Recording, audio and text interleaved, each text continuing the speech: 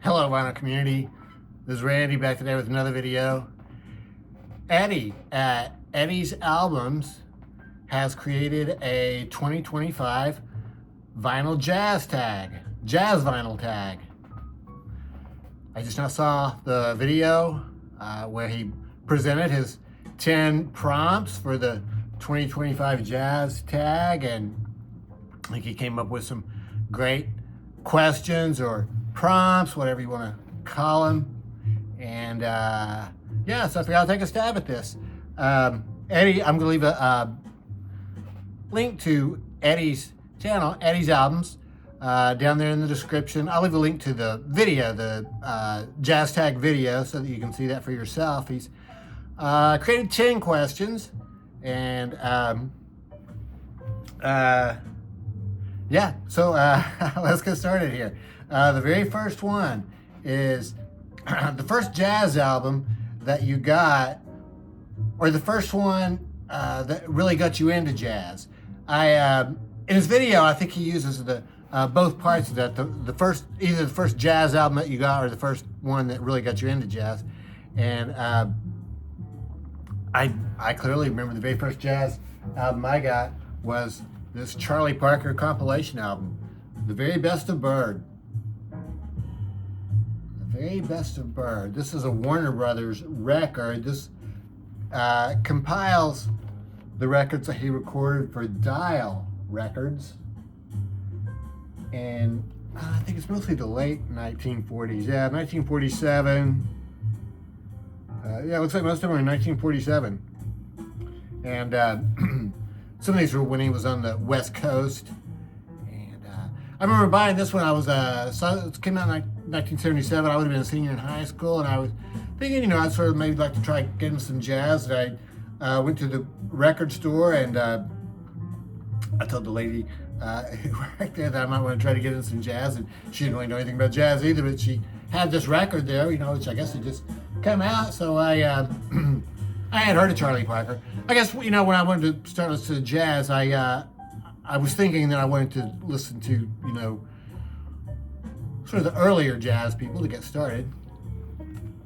So Charlie Parker, the father of bebop. I guess I could really go back to Louis Armstrong, or any number of people, Big Spiderback, but had to start somewhere, so I started with Charlie Parker, and yeah, it was good. I liked it, and it slowly grew on me over the years. It's a Warner Brothers record. An album recommended by a VC member in this past year. I saw this band playing on Dave's channel, Local Bandography. I guess that would be a recommendation. He's just I guess he's a videographer, and he just basically just presented this this single live performance of the band. It was really excellent. It's just two people, saxophone and drums.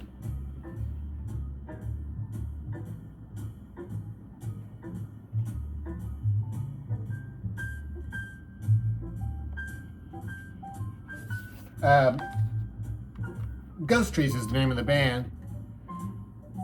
Interset Method is the name of the record. So it's a 2-record set, and yeah, sounds really good. And it's on this cool red vinyl. Yeah, Ghost Trees. So yeah, thanks for that recommendation, Dave.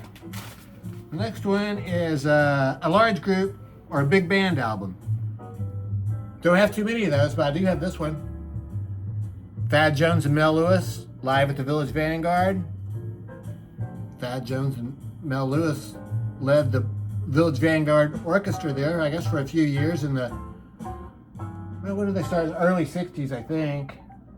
So that was a big band, and I'm not sure how long they carried on with that, but lots of information. There were a lot of really good players in that band. So Thad Jones is the co-leader, and he plays flugelhorn, it says here. Mel Lewis was the co-leader and the drummer. There's a lot of people in the band, but the ones that I have heard of before, who's names I recognize are Bob Brookmeyer on trombone. Let's see, Jerry Dodgen on alto sax and flute. And Richard Davis on bass. So, but yeah, there's like 2 trumpets. Oh gosh, no, there's 6 trumpets in all. And 5 trombones. Wow. And like 7 saxophones. Piano player, bass player, and a guitar and shaker player. So Thad Jones and Mel Lewis live at the Village Vanguard. I went to Village Vanguard once in the early 2010s on a Monday night and saw the Village Vanguard Orchestra, which I think is basically their band evolved into the Village Vanguard Orchestra, I believe. This is a really cool record. It's on Solid State Records. It's the only Solid State record I have. Let's see, jazz compilation. Mod Jazz. I'm pretty sure that's Cal Jader there on the front. And this is a UK compilation put together by this DJ, I think, who hosted jazz nights for many years there. I should have looked up what his name was here.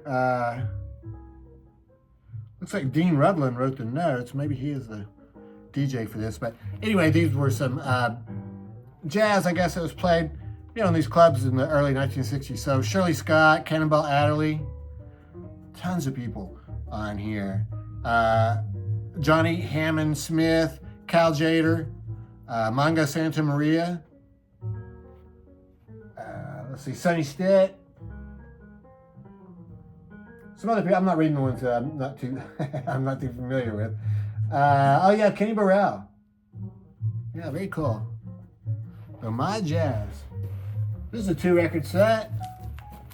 Came on this very cool red vinyl. The second record came on this brown vinyl, kind of like marbled brown. I don't know who made that decision. I would have stuck with the red, I believe. A cover whose art is cover art is done by a performer on the record, Jamie Branch, trumpet player who I think she passed away in the past year or so. She did this artwork. I guess I could take this off so that get more of a better look, since the artwork is the actual topic of the question here. Fly or Die. Jamie Branch from up there in Chicago. Sort of avant-garde jazz, I think. Really excellent. Yeah, I need to listen to that again. On International Anthem Recording Company Records, they always come in these very cool sleeves. And the label itself is pretty cool. Cardinal on the other side. Yeah, so Jamie Branch, Fly or Die. Did the artwork herself. Oh yeah, and this also came with a booklet with some photographs. Shows the band. There's the band at work there. There's Jamie. I guess that obviously must be the bass player there. Doesn't know what his name is. A few more pictures here. Jamie Branch. Okay, a blind purchase. I'm showing this jazz dispensary I got at Black Friday Record Store Day.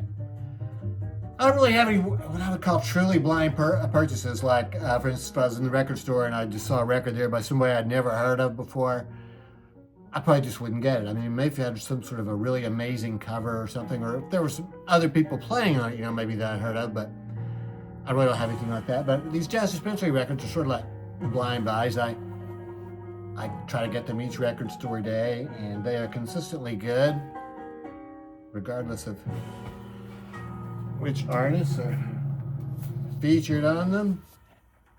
Very cool artwork on that one. Here's the track listing. Lots of good players on here. Sonny Rollins, Vince Guaraldi, Hampton Hawes, Gene Ammons. Yeah, very good. An album by a jazz artist we lost in this past year. Eddie was kind enough to provide a couple of names, and one of the people he named was Lou Donaldson. I don't think I was aware that he had died in the past year. Lou Donaldson is an alto sax player. And, well, it's called Lou Donaldson Takes Off, so maybe this was his first record for Blue Note. I'm really not too sure about that. This is a really cool record, though. It's a Music Matters edition.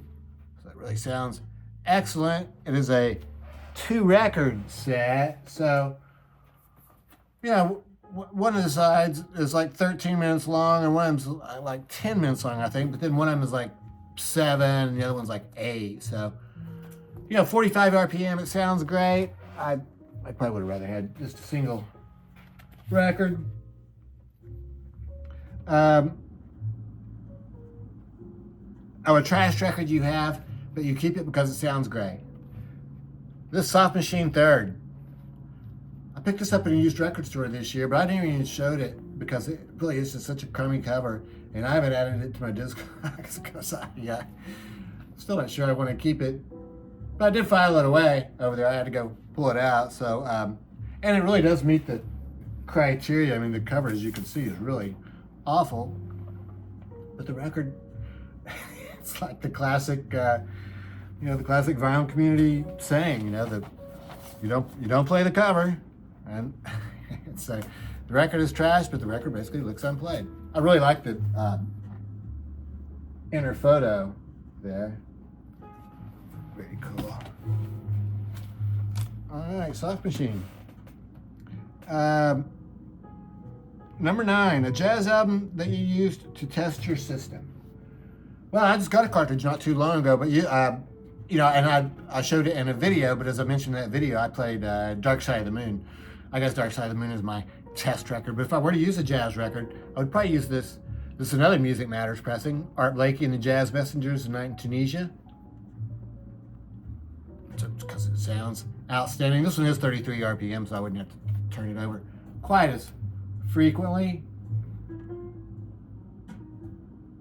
So this has Wayne Shorter on sax and Lee Morgan on trumpet. Yeah. So really outstanding. And then of course Art Blakey on drums. So, if I were testing my sound system out, that would give me a good, workout on the cymbals, I think, and probably the bass drum. So yeah, that should be a good one. And then the very last question, most amazing find of the past year, this Mal Waldron record. Mal Waldron comes with this, it's not a Japanese pressing though. This is on Jazz Masterclass? Is that what it was called? Jazz Masterclass series. But yeah, I saw this in the used bin there at Phonolux, and yeah, this is Mal with Teramasa Hino, trumpet player, Japanese trumpet player, and the rest of the players are Japanese players too. This was recorded in Japan. It's just absolutely mind-blowing. The first side is a suite of 3 songs, which is really good, but then side 2 is a side-long Black Forest. Just absolutely incredible. So that was definitely my find of the year. Most amazing find of the year. What does it say? Dark label. Very high quality record. Yeah, so that's it. The background music we've been listening to is Bill Charlap Trio. I'll just show you. Yeah, Bill Charlap Trio. Really excellent. I just showed this in a recent video. So that's it. thanks for coming up with the tag, Eddie. Lots of great questions, I think, and yeah, I enjoyed doing it. So I hope everybody's having a happy holiday season, and thanks for watching.